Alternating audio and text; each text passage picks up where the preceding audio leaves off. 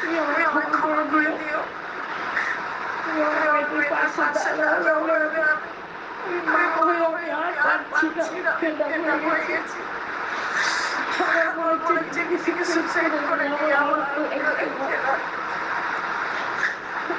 বাড়ি থেকে বেরিয়ে গেছে, জানি না কি হচ্ছে না হচ্ছে। ওকে সকালে ফোন করেছিল, বললো মেয়েকে নিয়ে যাও, মেয়েকে ট্রিটমেন্ট করো। তাও যাইনি, আমি জানি আমার নিজের ফ্যামিলির জায়গায় আমি ওকে নিয়ে যে কোথায় রাখবো।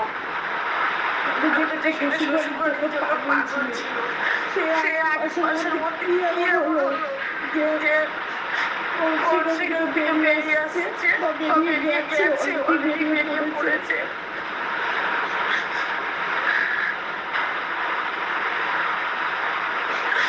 তুমি ক্ষমা করে দাও।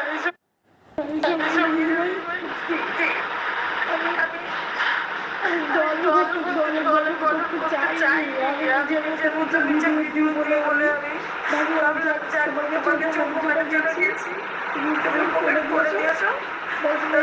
সঙ্গে সংসার করো, কিন্তু কি হচ্ছে আমি কিছুই বুঝতে পারছি না। আমি মেয়েকে ভালো করার জন্য যতটুকু পারছি ভালো রাখার চেষ্টা করছি, কিন্তু কালকে রাত থেকে একজনের জন্য দুজনের জন্য আমার সংসারটা হয়ে গেল, দুজনের জন্য। সেই দুজন নিজের রক্ত আছে, আমি জীবনে ক্ষমা করবো না, জীবনে ক্ষমা করবো না। আর একটা হচ্ছে নেতা, এই দুজন মিলে আমার সংসার থেকে ভাগলো, সংসারটা শেষ করলো। তোমার পায়ে পড়ি ভাই, তুমি যে কোনো এটাকে বাঁচাও, কি করতে পারবো আমি কাঁপিয়ে পড়বো।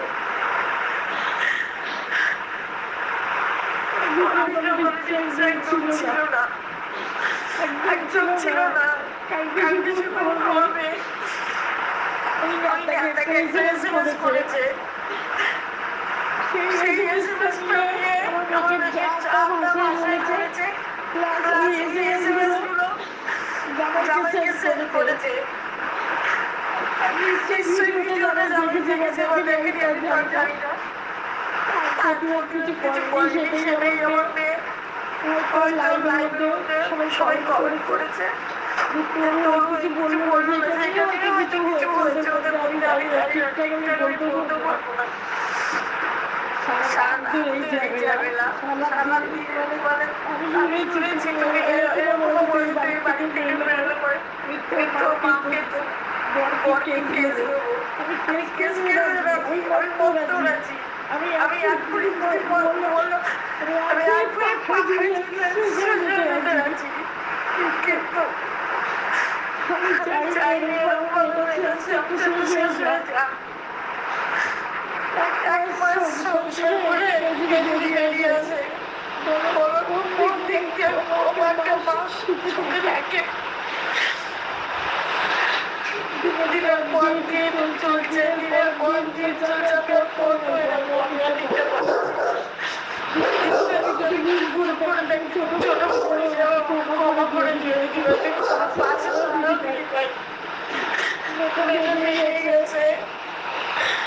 আমি এইটুকু জানার জন্য ভিডিওটা করলাম, আমার ভিডিও দেওয়ার কোনো ইচ্ছা ছিল না, আমার খাওয়া দাওয়া সব কিছু নেই, আমি সব উঠে গেছি।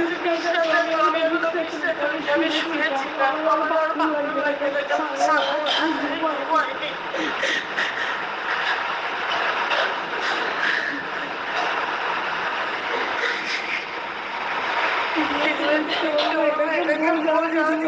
আমি আর পারছি না, আমি পারছি না।